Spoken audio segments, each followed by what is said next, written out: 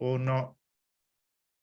Amigas y amigos de Construyendo Comunidad, muy buenos días, muy buenas tardes, muy buenas noches, dependiendo del horario en que nos hagan el favor de ver este programa. Hoy estamos a 2 de octubre de este 2023 y como dice la consigna, 2 de octubre no se olvida, es de lucha combativa y hay que recordar a los jóvenes, a la población que en ese día cayó por las balas del ejército que en ese entonces gobernaba el partido oficial, el hoy casi extinto Partido Revolucionario Institucional. Pero tenemos, como todos los lunes, a los responsables de Educación, Cultura y Arte, a la maestra Lucero, Rocío Lucero. Maestra Rocío, ¿cómo está? Bien, gracias. Saludos a todos.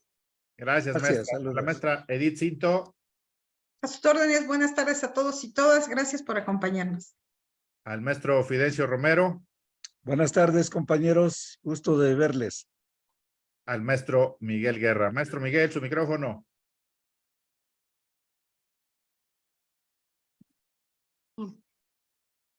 Bueno. Bienvenidos, buenas tardes. Buenas tardes, maestro. El día de hoy, la maestra Rocío Lucero nos va a compartir un tema muy interesante, el tema de la criticidad, la capacidad fundamental del ser humano. Maestra Rocío, por favor, adelante. Sí, bueno, para recordar a los caídos en el 68, en el 2 de octubre, hay que decir que una de sus características fundamentales fue la criticidad. Entonces, es necesario que aparte de recordarlos, avancemos, formemos en este elemento que es la criticidad. Ok, si le puede pasar a la diapositiva, licenciado. Ok, ¿qué entendemos por criticidad? En primer lugar, diría uno que es un concepto polisémico, es decir, tiene muchas definiciones. En el sentido común, es sinónimo de no estar de acuerdo con nada de lo que se dice o propone. O sea, si yo me he visto de rojo, ¿por qué te vistes de rojo? Si en su casa hicieron de comer jamón con huevo, ¿por qué hicieron jamón con huevo? Si el presidente dice mal una palabra, ¿por qué lo dice?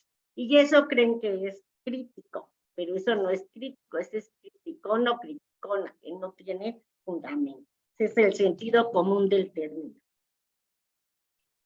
Entonces, el término crítica tiene que ver con un ámbito epistemológico en el proceso de construcción del conocimiento. Si cada uno de nosotros o cada uno de los que participa en los procesos de educación y de investigación tienen esa disposición de estar pendientes de ver si el concepto que se está usando es el adecuado, si hay razones adecuadas, si hay argumentos que lo justifiquen o no. En el ámbito pedagógico es valioso y porque hay que formar a los seres humanos de manera crítica. Y actualmente que estamos hablando tanto de libros y de la propuesta de la escuela mexicana, una de sus características fundamentales es formar personas críticas. Y en el ámbito social, si esa crítica se aterriza, pues será o nos ayudará a volvernos ciudadanos, a seres humanos participativos. Entonces, voy a desarrollar el sentido epistemológico más que nada y ya en una próxima plática, pues se podría desarrollar en el sentido cívico o de ciudadanía. Ok, en el sentido epistemológico, la crítica se refiere a la capacidad cognitiva compleja que requiere de capacidades simples para alcanzarse. ¿Qué capacidades simples? Pues la capacidad de adquirir información, buscarla, movernos en el campo de qué tipo de información necesitamos. Otra capacidad es el análisis. Esto nos va a ayudar a formular debates discusiones. Y cuando debatimos, vamos a poder desarrollar la capacidad de estructurar argumentos, es decir, razones. No nada más epítetos, no nada más injurias o no nada más enojos, sino básicamente estructurar argumentos. Cuando yo estructuro argumentos, entonces llevo a cabo la capacidad de reflexión y esto me lleva a la capacidad de creatividad. Y con esta creatividad elaboro nuevos pensamientos, nuevos argumentos, me comprometo con ellas y elaboro nuevas ideas. Todos estos pasos ya nos llevan a la crítica. Todas estas capacidades simples dependen o ayudan a hacer surgir una capacidad compleja, que es la capacidad de la crítica. La siguiente, por favor. Entonces vamos a desarrollar cada una de esas capacidades simples, por decirle así, para ver cómo llega a una capacidad compleja. Entonces el análisis se da cuando después de adquirir información suficiente, vamos a examinar esa información, vamos a descomponerla en partes, vamos a verla desde sus diferentes perspectivas, vamos a ver sus pros y sus contras, vamos a ver qué hechos describen, qué razones dan y formular una idea o un argumento. Por ejemplo, decían el 2 de octubre, están las dos visiones. Una visión que dice que nada más hubo unos cuantos muertos y que lo hicieron por alborotadores, y otra que es la visión de los sujetos, de las víctimas que vivieron el hecho, de sus familiares, y que no sabemos realmente cuántos fueron, y que lo que ejercían era la crítica a ese gobierno, como un gobierno autoritario. Entonces, el análisis es muy importante.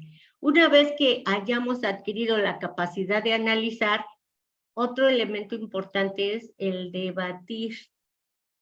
El debatir es estar dispuesto a exponer nuestras ideas, la idea que tenga yo del 68, o la idea que tenga yo de los textos, o cualquier tipo de idea, tengo que estar dispuesta a exponerla, y al exponerla, pues a defenderla. Estar dispuesta a discutirla. Vamos a dialogar, a debatir sobre esa idea que tengo. ¿Qué tal si está mal fundamentada? ¿Qué tal si no está? Otra disposición, otro elemento importante para un debate es estar dispuesto a escuchar los argumentos que expongan los otros con los que se debate. A veces lo que queremos es ganar un debate y no nos importa qué argumentos están dando. Entonces no escuchamos a nuestros oponentes o a los que están discutiendo con nosotros. La siguiente, estar dispuesto a que después de sopesar nuestras razones y las de otros, se pueda reconsiderar la idea que teníamos y poder cambiarla. Eso es muy importante, no aferrarnos a una idea, no encerrarnos en ella, sino estar dispuesta a poder cambiarla. Y con eso asumir una nueva idea que va a ser producto de la discusión. A lo mejor yo tenía un concepto confuso, a lo mejor me faltaba información, a lo mejor no sabía algún argumento, y ya con todos estos elementos pues puedo cambiarla. El objetivo del debate no es ganarlo, sino someter nuestros puntos de vista a discusión y mejorarlos, ¿sí? Cuando queremos ganar a toda costa, estamos haciendo retórica, no estamos haciendo discusión. La siguiente, por favor. Entonces, una vez que hayamos desarrollado nuestra capacidad de análisis y de debatir, vamos a ejercer una capacidad de reflexión que también ya es un poco más compleja. Poner atención en las ideas o conceptos que hemos leído, escuchado, discutido, para ver si se justifican en razones suficientes, me han dado los argumentos adecuados para que yo pueda decir eso que se está diciendo está bien, o me han mostrado hechos que corroboran esos argumentos. O sea, vamos a hacer un proceso metacognitivo. Y este proceso metacognitivo indica que estamos reflexionando, que estamos pensando el proceso que hemos hecho para formular las ideas.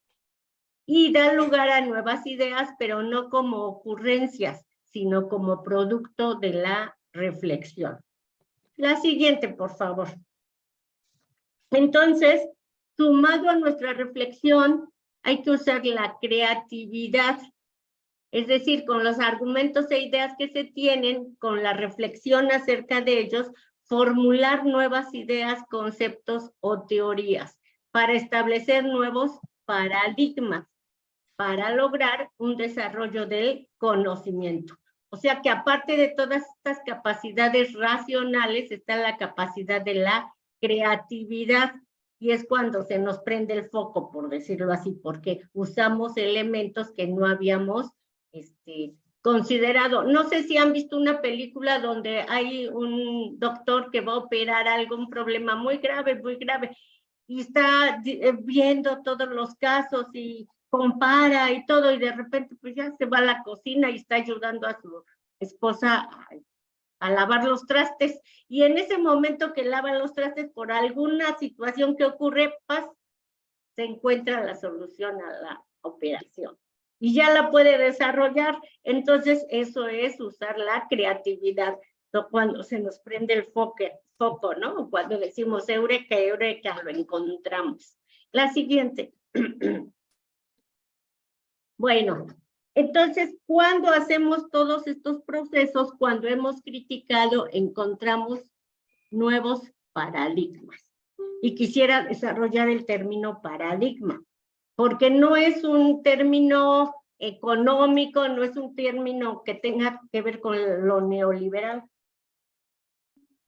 El término paradigma es aquel concepto o teoría que se acuerda en una comunidad científica después de un debate o discusión para explicar un fenómeno o problema que se quiere conocer.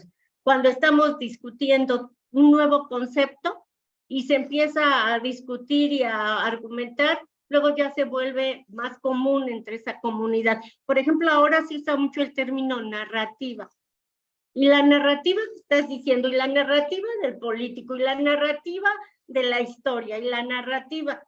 Yo tengo mis asegúnes con ese concepto de narrativa, pero eso lo dejamos para otras posibles diapositivas. Bueno, Thomas Kuhn es el autor del concepto paradigma, y nos dice que en el proceso de construcción de conocimientos, en el proceso de elaboración del conocimiento, suceden revoluciones teóricas, revoluciones científicas, y un producto de ellas es el establecimiento de nuevos paradigmas o nuevos conocimientos o nuevas ideas o conceptos. La siguiente, por favor. Un ejemplo, se daba la teoría de la gravedad. Newton elaboró la teoría de la gravedad. Después viene todo un proceso de revolución científica. No es que se agarren a catorrazos los científicos y se golpeen, no, sino suceden procesos de investigación, procesos de observación, de experimentación, y surge una nueva teoría, la teoría de la relatividad, que viene a explicar otros fenómenos que la teoría de la gravedad no esperaba. Entonces pasamos del paradigma de la teoría de la gravedad al paradigma de la teoría de la relatividad. Y eso modifica toda la visión del conocimiento. La siguiente, por favor.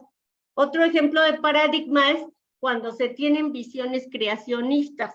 El hombre fue creado por Dios.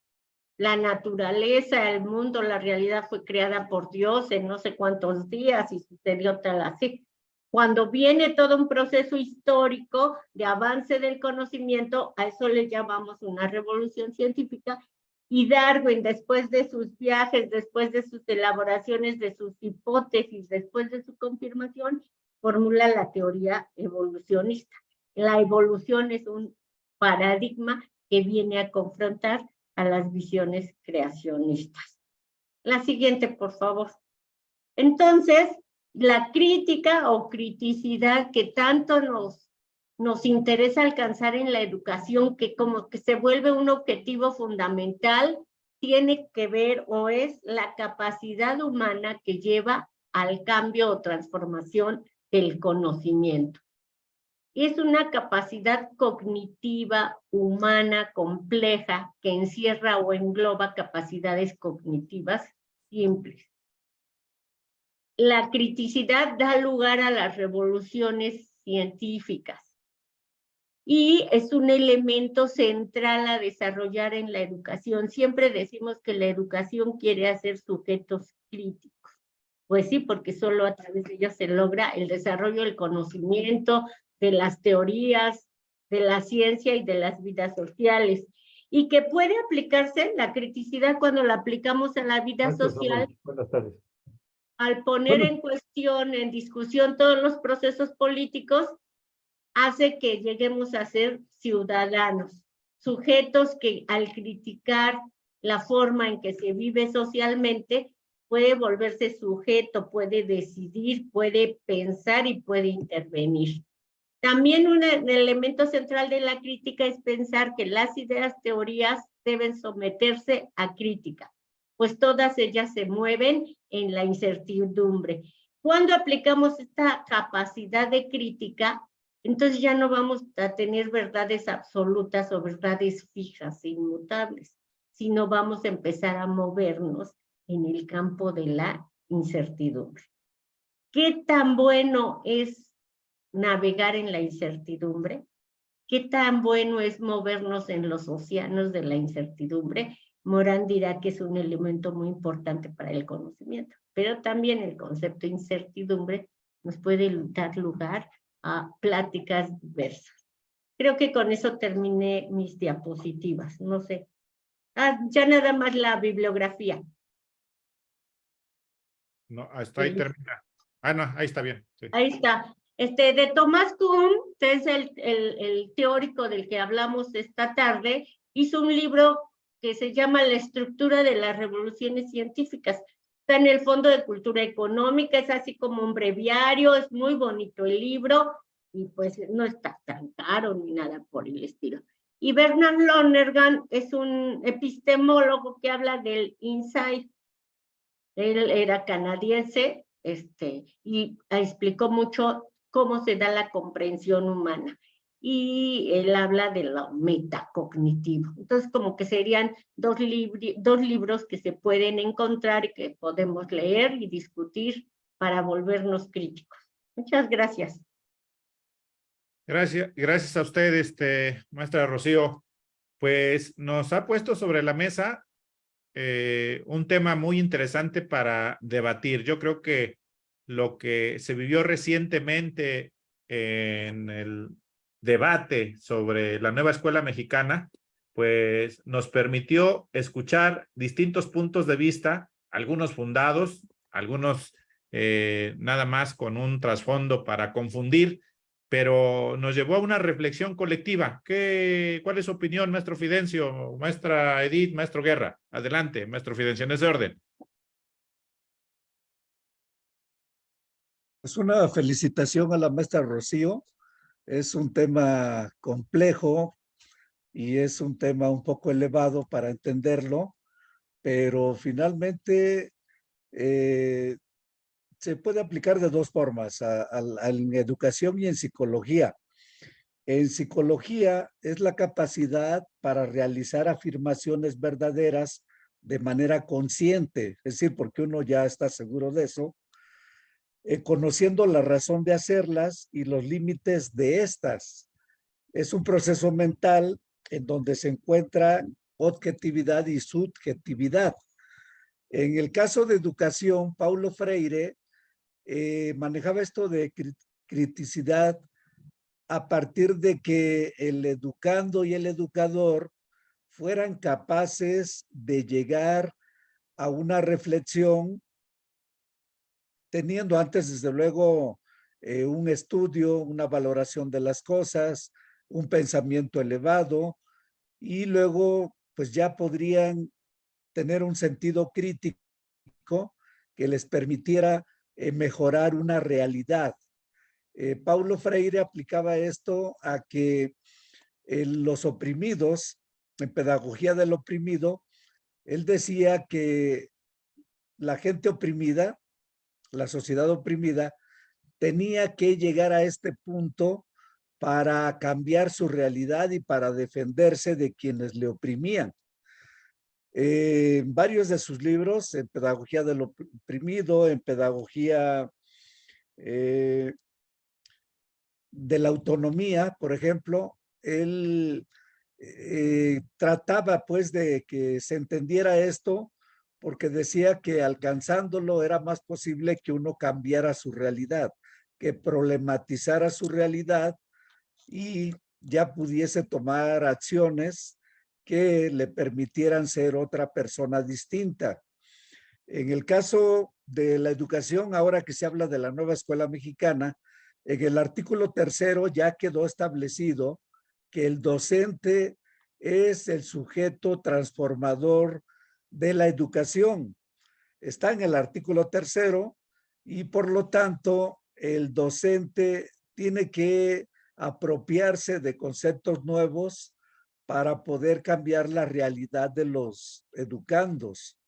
Es algo un poco complejo. De hecho, en el libro Sin Recetas, que se maneja por fases, si alguien no tiene el hábito de lectura, no tiene el hábito de reflexionar, el hábito de discernir, el hábito de leer, le cuesta un poco entender ese libro Sin Recetas, porque efectivamente no hay ninguna receta, más que la invitación a que uno piense, a que uno analice, a que uno reflexione, a que uno lea, a que uno adquiera pensamientos distintos que le permitan ser un maestro distinto y primero cambiar su realidad de él como docente, luego la realidad de sus alumnos y luego la realidad de la sociedad. Es algo complejo, pero es un tema apasionante. Gracias, maestro Fidencio. Maestra Edith, adelante. Definitivamente, pues es un tema que ahora sí que está como de moda, ¿no? Y en el sentido de que la nueva escuela mexicana se dice que lo que busca es generar en todos los que somos parte, que somos todos, de este proceso, ¿no? Y en ese sentido, pues es generar pensamiento crítico, es decir, poner siempre en la tela de juicio lo que se nos, como alumnos, como estudiantes, se nos ponga, ¿no?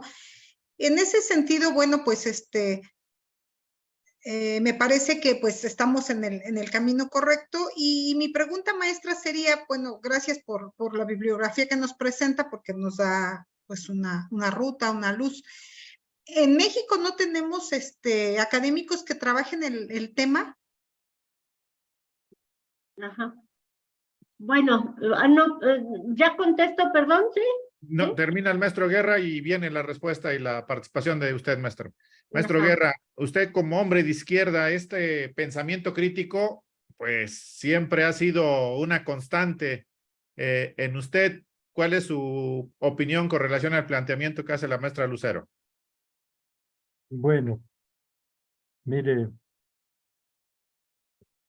en la realidad del magisterio pesan mucho todavía, hay una gran supervivencia, poderosa influencia del pensamiento creacionista en el debate de las ideas, en el proceso del desarrollo de la ciencia. Avanza el pensamiento que revolucionó Darwin al hablar de la evolución. Pero fíjese, en la realidad, en las escuelas, yo hablo en general del magisterio y con el respeto que merecen los compañeros, ¿no? Aunque ahora sí se está planteando de manera explícita la necesidad de abordar el conocimiento desde el punto de vista científico, el pensamiento crítico. Pero para que cambie la realidad va a ser muy difícil. Va a ser muy difícil. El cambio de rol del maestro como transmisor omnisciente, reproductor de ideas, de conocimientos, a un pensamiento materialista dialéctico, que es lo que se propondría, es muy difícil.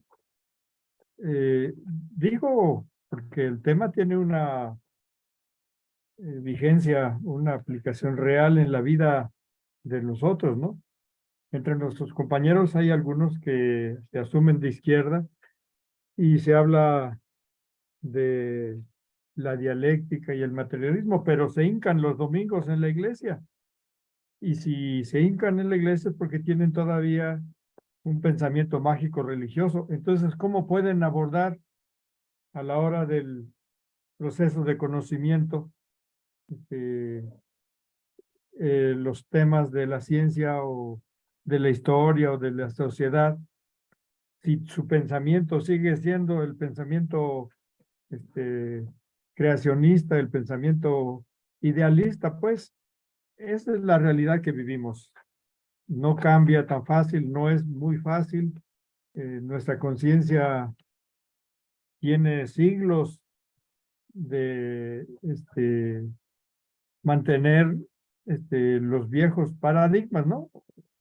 De pensamiento, pues bueno, metafísico, idealista, como se quiera llamar, ¿no? Ese es el debate, pues, sigue siendo tema controvertido y tarea importante aclarar los conceptos. Por eso es bueno que se haya planteado el tema hoy. El debate está vivo, el debate, pero para pasar a la realidad va a ser todavía muy difícil. Fíjese cómo influyó el Papa en Polonia y el sindicato Solidaridad para echar abajo las ideas revolucionarias, y junto con la política de la OTAN se retrocedió tanto para las generaciones que habían construido la revolución en los países socialistas. Todo ese mundo con ese nuevo paradigma materialista, dialéctico, se vino abajo. Pues seguimos en ese debate, licenciado. Está interesante. Gracias, maestro Guerra. Adelante, maestra Rocío, por favor. Sí, el término paradigma, ¿cómo se diría? Se desarrolla, por ejemplo, en México, Jean Oliver, aunque suene así, es mexicano, es de la UNAM, es epistemólogo y ha escrito textos sobre criticidad, sobre crítica. También en la pedagogía, en el ámbito pedagógico, pues está Frida Díaz Barriga, que al hablar de educación contextual habla de la criticidad que se desarrolla a partir de la educación contextual. Y ya filosóficamente, pues ya también está un doctor, ya murió, el doctor Avilés, que habló sobre el proceso de humanización a través de la crítica. Su libro es de la editorial de la Ibero y es mexicano, o sea que sí ha habido mexicanos que desarrollan este tema. Yo hablé de ellos en cuanto Thomas Kuhn es el que origina el concepto paradigma y el Lonergan el que origina el concepto metacognitivo. Gracias, maestra. Creo que en este periodo de la 4T, salvo su mejor opinión, el pueblo de México ha venido adquiriendo información. El análisis que a nivel familiar, a nivel personal, estamos haciendo sobre tanta información que el presidente de la República nos ha compartido, pues nos ha llevado incluso al debate a nivel familiar, con los amigos, con los vecinos. Eso lo estamos viviendo. Y ahí los argumentos que escuchamos de la derecha, los argumentos que escuchamos de la 4T, pues nos han llevado a una reflexión. Y esta reflexión nos está llevando a muchas y a muchos a generar distintas ideas creativas que nos van a volver a llevar a otra situación de crítica. Es decir, es un círculo virtual o es un círculo virtuoso que está sacudiendo, que es una revolución de las conciencias, y como lo dice el maestro Guerra, es difícil, sí, pero toda revolución ha sido difícil, Y creo que aquí la ventaja que tenemos en este momento histórico es que tenemos que llevar esos debates a los distintos foros para que la gente no se cierre con simples argumentos, sino que a partir de esos argumentos que empiezan a conocer o empiezan a poner en la mesa, se amplíe las distintas visiones sobre un tema. Recientemente, el tema de la educación, pues permitió abrir ese abanico y escuchar distintas opiniones, y cada quien ha sacado sus conclusiones en lo individual y en lo familiar. Adelante, maestro Fidencio. Sí, yo quiero volver sobre Paulo Freire, porque es nuestra referencia, pues yo digo que más inmediata, y su pensamiento educativo sigue permeando y actualmente permea lo que es la nueva escuela mexicana. Él decía que cada uno de nosotros tiene dos tipos de saberes. El saber que nos da la experiencia personal, y el saber que nos da un conocimiento organizado. Que a partir de eso, la conjunción de esos dos tipos de conocimiento, uno tiene que problematizar su realidad y tratar de leer el mundo y cambiarlo en su beneficio, desde luego. En su libro Pedagogía de la Liberación, hace mucho énfasis en esta postura de que uno tiene cierta información, cierto conocimiento, pero tiene que mejorarlo a partir de una información u otro conocimiento más sistemático que le permita crecer culturalmente o modificar o tener una revolución cultural personal. Es decir, si yo tengo una experiencia y aparte me preparo, entonces una revolución se va a dar dentro de mi cerebro, dentro de mi mente, y eso me va a permitir tener más claridad sobre muchas cosas y me va a permitir quizá influir en más gente. Pero a partir de que yo tenga la seguridad de que mi experiencia y lo que he aprendido me permiten tener una lectura del mundo, de la sociedad, de las personas más completa. Y eso es lo que hizo gente como Lutero, por ejemplo, en un mundo en que la Iglesia Católica dominaba y su palabra era ley. Él estudió y dijo, no, es que esto no tiene por qué ser así. Y él publicó sus tesis, y eso ocasionó una revolución en su época, una revolución cultural y de pensamiento. Otro filósofo, Spinoza, por ejemplo, también él, después de que le dijeron que los judíos tenían la verdad absoluta, o que ellos eran los únicos que tenían la verdad de Dios, él, siendo judío, dijo, no, es que están equivocados, no puede ser así. Y también ocasionó una revolución de pensamiento que hasta nuestros días sigue permeando en buena parte del mundo. Es decir, la experiencia personal, el conocimiento personal y mi preparación intelectual es lo único que me puede permitir superarme yo y poder hacer que los demás se superen. Esa idea es fácil de decir, pero es muy compleja. Entonces, yo digo que la ambición tendría que ser alcanzar eso. Ahora con la nueva escuela mexicana, eso es lo que se está proponiendo, pero no todos estamos preparados para lograrlo, para proponérnoslo, para alcanzarlo. Yo le digo a mis compañeros maestros, el presidente López Obrador, la Secretaría de Educación Pública, creen que los maestros son inteligentes, con compromiso, preparados, lúcidos, y a partir de eso le están pidiendo al magisterio que haga cosas que nosotros tendríamos que creernos en lo que el presidente quiere y hace falta en la sociedad para alcanzarlo.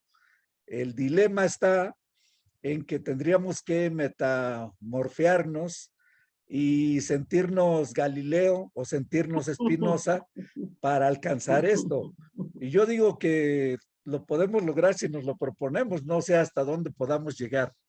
Gracias. Gracias, maestro Fidencio. Maestra Edith, adelante. Pues nada, solo, pues reitero, ¿no? Sí, efectivamente, la semana pasada platicábamos con la compañera estudiante que estudia para ser maestra y decíamos eso, ¿no? Un poco que la nueva escuela mexicana trajo consigo mover de la zona de confort a todos, ¿no? Desde los padres de familia, los docentes, los mismos directivos administrativos, ¿no? Porque también ellos, y en general la comunidad, que es ahora, donde va a girar toda la actividad, ¿no? O debe de, ¿no? O sea, en un sentido estricto, porque es ahí de donde se debe tomar, según entiendo por lo poco que he podido leer respecto de los libros, se van a tomar elementos para resolver, ¿no? O aquellas situaciones que se consideren de conflicto, ¿no? Y en ese sentido, bueno, pues tienen mucha razón con esto de lo que menciona el maestro Fidencio, ¿no? Y pues ahí es donde se debe desarrollar la creatividad, ¿no? No hay preguntas, sino simplemente es eso, ¿no? O sea, ya porque con base en la serie de programas que hemos tenido y de asistencia a otros tantos encuentros con docentes, pues esa es, ¿no? Esa es la fundamental, pues digamos, situación que se observa y que incomoda a algunos, ¿no? Gracias, gracias, maestra Edith. Maestro Guerra. Bueno, retomo un autor que deberíamos conocer los poblanos con profundidad. Yo desde hace muchos años empecé a leer este libro, se llama Idealismo versus Materialismo. Es un debate que se dio en la UNAM en los años 30 a propuesta como resultado de un congreso de universitarios mexicanos. Se discutía la función de la universidad, el rol que juega la universidad para la personalidad, el tipo de mexicano, los programas, la ciencia, el dogma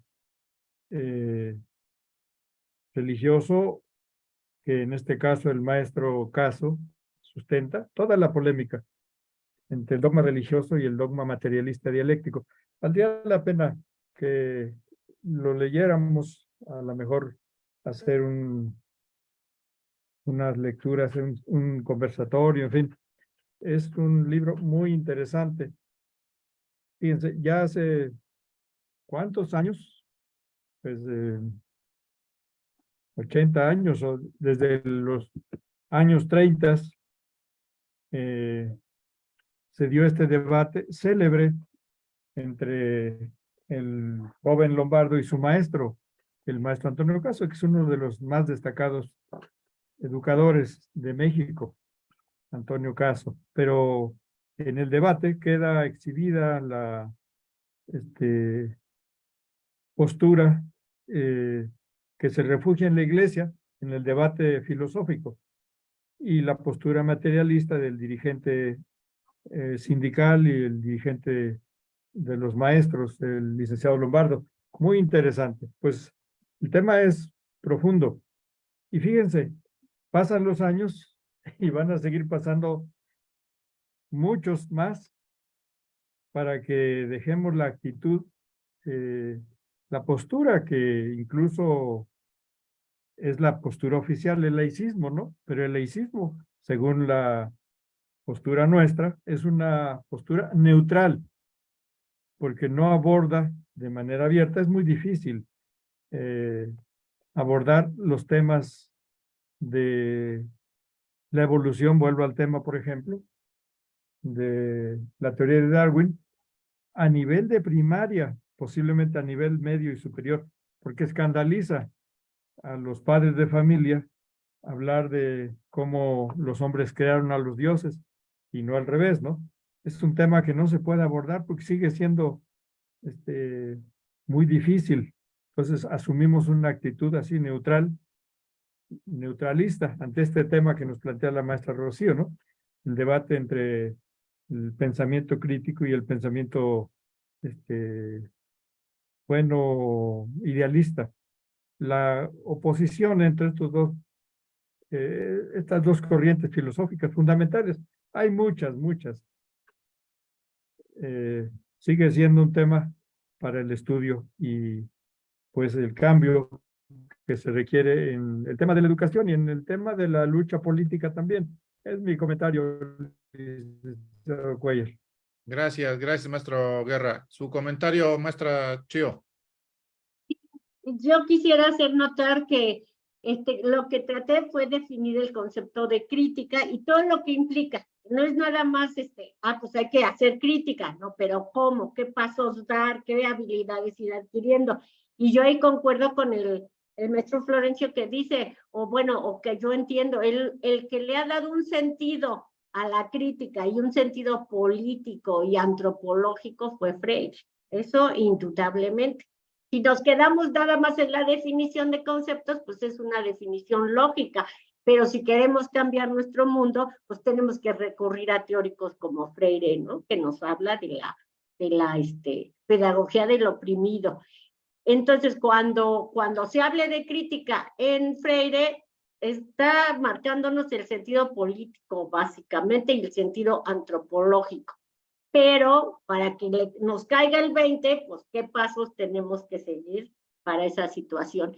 Y pues es la tarea más importante que tiene un docente o que tiene un teórico, un investigador, aterrizar esta capacidad que todos tenemos para que todos seamos conscientes de que la tenemos y ejercerla. Y como decía, así vivir una revolución de las conciencias. Entonces, como que va todo unido. Vamos a educar para ser críticos y vamos a ser críticos para educar y para cambiar nuestra sociedad y evitar esas injusticias como la que hoy estamos recordando, ¿no? La del 2 de octubre. Pues el tema que usted nos ha puesto sobre la mesa da para mucho, pero quisiéramos ir cerrando. ¿Con qué nos quedamos el día de hoy? ¿Con qué nos quedamos? Ya hubo una propuesta del maestro Guerra de que analicemos en próximos programas el debate del idealismo contra el materialismo. Creo que podríamos comprometernos en un mes para que nos demos oportunidad de leer este libro que propone el maestro Guerra y hacer un debate en donde algunos defendamos el materialismo, otros defiendan el idealismo y juguemos como ese debate se dio a principios del siglo pasado. Pues, ¿con qué nos quedamos hoy, maestro Fidencio?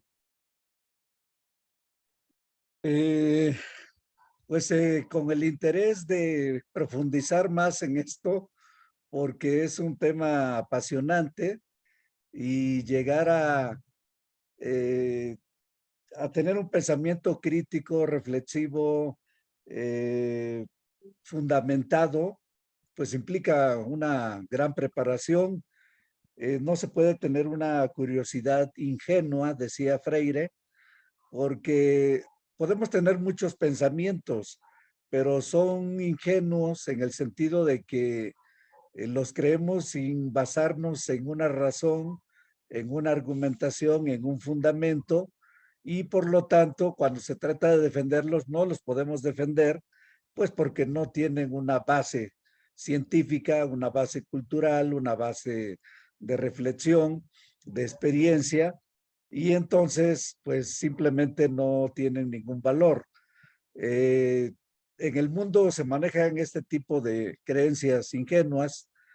El mundo está un poquito diseñado para eso. Todas las religiones son creencias ingenuas, pero la mayoría de la gente las sigue, la mayoría de la gente vive a partir de eso, y los grandes pensadores, como cuesta entenderles, cuesta que sean asimilados por uno, y ese sería como que el reto, tratar de ser un ser humano más completo a partir de tener un pensamiento y una educación más verdadera, más razonable, más científica, que nos permita poder cambiar nosotros y poder cambiar a los demás.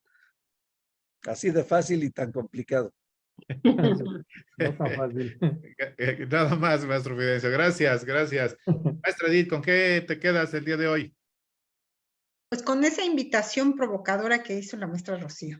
Vamos a, y también con esta invitación que también nos hace el maestro Guerra de leer este libro.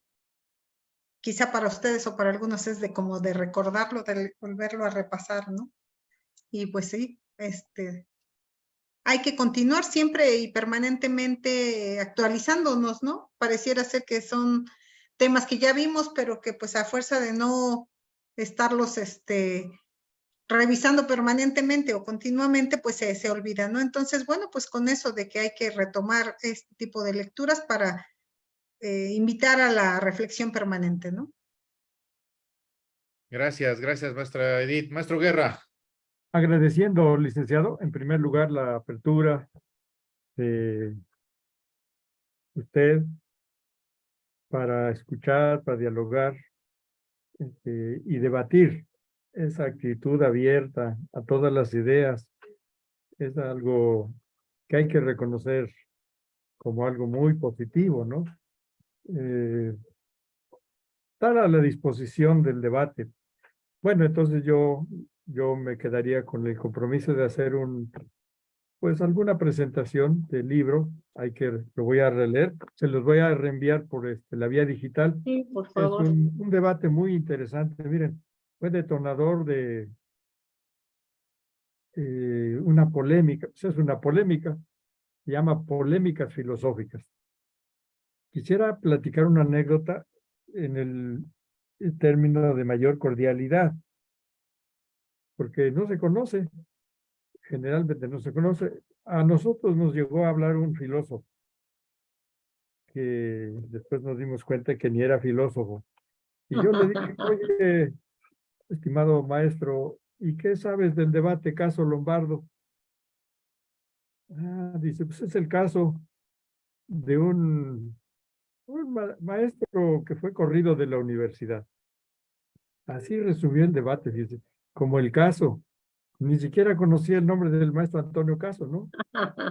Dice que no me reí por respeto al compañero que nos daba los cursos, pero qué triste, ¿no? Que en aquellos años se discutía, decíamos, el rumbo de la universidad, la función. Había habido un congreso de universitarios y el maestro Lombardo, que presidió una mesa, presentó la relatoría, postulando el dogma científico. Y yo lo digo así porque parece una contradicción de decir eso, ¿no? Pero él decía, los estudiantes de medio a superior tienen que estudiar primero el materialismo, la concepción materialista de la historia, como un dogma. Y después, ya en la carrera, a nivel más elevado, estudiar todas las corrientes filosóficas, pero partir de esta corriente filosófica. Cuando se publicaron las memorias, bueno, el relato y se hizo noticia de las conclusiones del Congreso, el maestro Caso se inconformó. Se presentó a descalificar a los estudiantes, dijo que él estaba y que presentaría sus renuncias si no se echaban atrás esas resoluciones. Bueno, el debate se hizo muy grande, pero los partidarios de Caso, en tumulto, sacaron por la fuerza a los que seguían a Lombardo.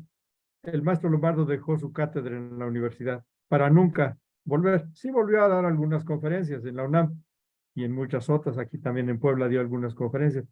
Pero fíjense cómo mediante la violencia y la fuerza física de algunos porristas, ya entonces lo sabía, echaron de las aulas a varios de los universitarios que postulaban el pensamiento materialista.